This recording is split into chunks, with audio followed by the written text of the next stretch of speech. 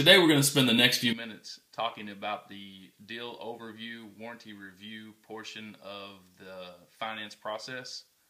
I want to point out to you just how important it is to get good at this step to allow you to maximize your menu presentation that is to come in the next step. You'll notice today we're only going to take 2 pieces of paper out with us when we go meet the customer. I also want to point out to you just how important it is to go meet the customer where they're sitting in the showroom. Remember guys, they're uncomfortable. This is the one place they're going to find themselves the most comfortable. So it's really important that we go meet them there. The only 2 things we're going to take with us are going to be our completed credit application, and it matters not if it's a finance deal, a lease, or even a cash deal, because we're still going to need to get the standard information off of that for titling purposes. And we're also going to take our warranty overview. You'll notice that it's already filled out as far as the comprehensive and the powertrain warranties with the in-service date, current mileage, and the recommended oil filters. You'll see here that we've already marked the issue portion that's already been exhumed, and we'll discuss that more in a moment. But when we go out, we're going to take these 2 pieces of paper with us. We're going to go meet the customer on the showroom floor, and we're going to start the process by simply introducing ourselves with, "Hi, I'm Lynn. I'm the business manager. Do you mind if I join you?" Once we're given permission to sit down, we will then join the customer, and we're going to share with them what we're here to do. And it goes something like this. I just wanted to come out and bring you up to speed of where we are in the deal process and share with you the 4 things that I'm here to do. And that is prepare your documents, get your loan processed, answer any questions you may have, and get you out of here as fast as I can. First though, I do need to verify a couple things on your application for titling purposes. So do you mind if I begin? It's real important to note there, guys, the 2 permission questions we're asking them are psychologically important to this deal because we're relinquishing power to them to actually gain power over the customer in the deal. We then will take them to the credit app and just verify that this is in fact the way that we're going to be titling this vehicle and that this is the correct mailing address. I do stress the importance, ladies and gentlemen, of asking, is this your mailing address? Because so many times I see customers get their mail at a different address than their physical address. Once again, we're trying to make this easier for you to handle all of the titling errors that we may encounter at a later time. I then ask them to verify this is their correct social and this is their correct date of birth. Once that's verified, the only other thing that I ask a customer is, by the way, how often do you get paid? At which time they will tell me. The next thing I'm going to do is I'm going to transition into my warranty overview, and I'm going to start it out by simply asking the customer, "Mrs. Customer, did the salesman get a chance to go over the warranty with you?" It really doesn't matter how they answer at this point because the end result is always the same. I'm going to tell them it's not a problem, it's great, whatever the answer may be. Part of my job here, though, is to go over the warranty and make sure you understand what is and what isn't covered before you leave today. I will then share with them, at this time, I want to show you this piece of paper. I'm going to actually send this piece of paper home with you today so you'll have it to refer back to in the near future if you ever have any more questions.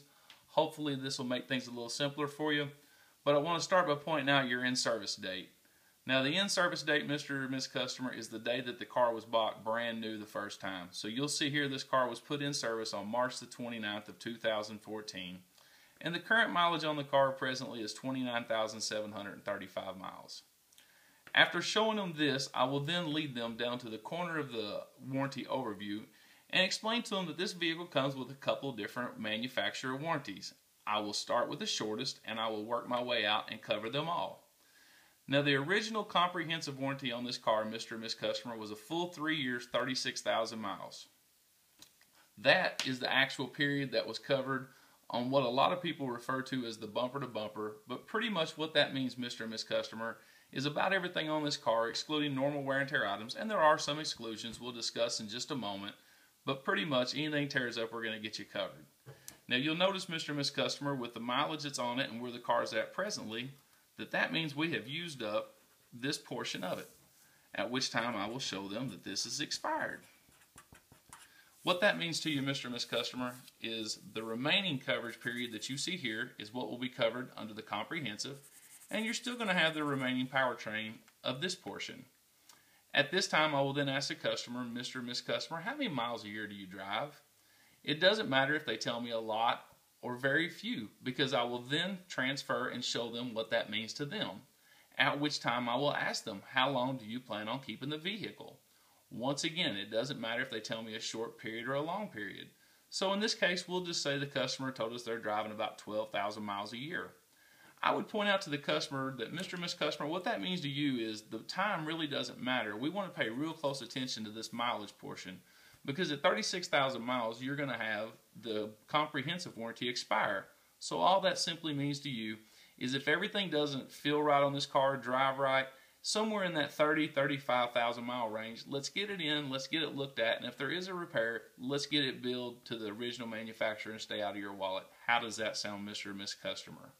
Now the flip side of that, say the customer tells me they're only driving 8,000 miles a year and the car has a very small portion.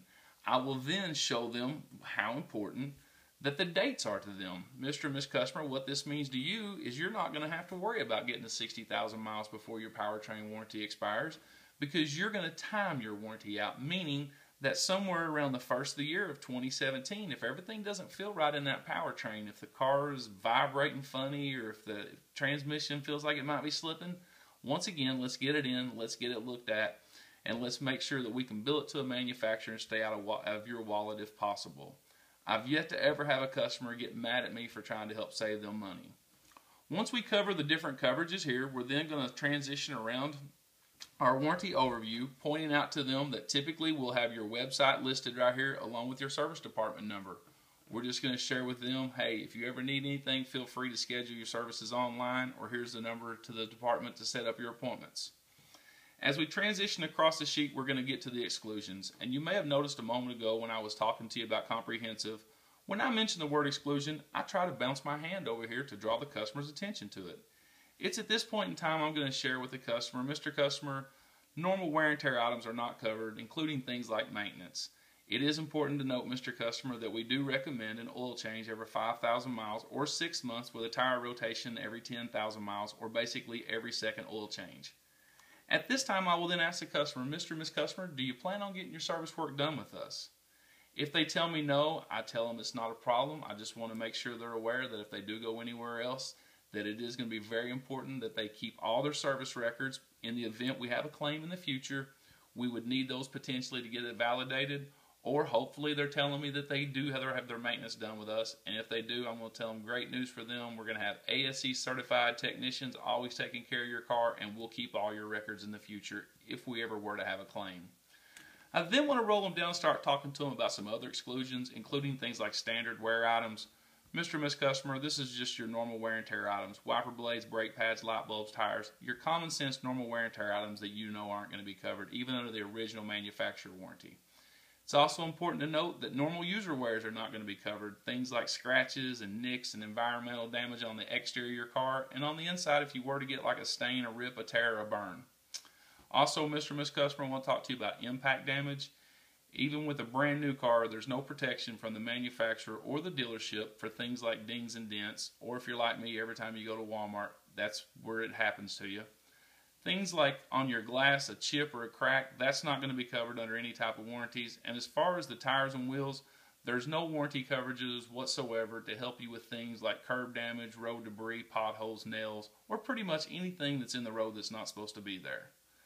At that point, I'm then going to transition into getting ready to leave, and I'm going to share with them the fact that the last two things I want to talk to you about have absolutely nothing to do with the warranties. They're actually insurance-related items, but in the event of an accident, fire, or theft, that is something you would take up with your insurance company, and also in the event of a negative loan equity payoff. That's something that there's no protection with your warranties or from the dealership. At this point, I would then ask them, coincidentally, I am curious, do you happen to park your car in a garage? If they tell me yes, that's great, Mr. and Miss Customer. Make sure you share that with your insurance agent. I've actually seen a few customers save $1 or $2 for parking in a garage. And if they don't, then also the same thing. I just tell them it's not a big deal. Last thing I will ask them down here is, coincidentally, do you know what your insurance deductibles are? I want to find out if I have a customer with a $250 deductible, a $500 deductible, or even a $1,000 deductible, just so I understand a little bit of a better psychology about this customer and just what kind of risk taker they are. At the conclusion of going over this, I will then ask them, is there any questions you have for me before I go? If they tell me no, I tell them, outstanding. Well, just like I told you, I plan on leaving this with you so you can take this home and keep this in the glove box of your car. I want to leave the expired side up, or if it's a brand new car, I always leave the exclusion side up. And I simply tell them that I will be back to get them in 15 minutes, 20 minutes, whatever it is that I know is going to be about 3 to 5 minutes longer than what it's actually going to take. And at that point in time, I get up and I excuse myself. And we have then completed the first step of the menu process.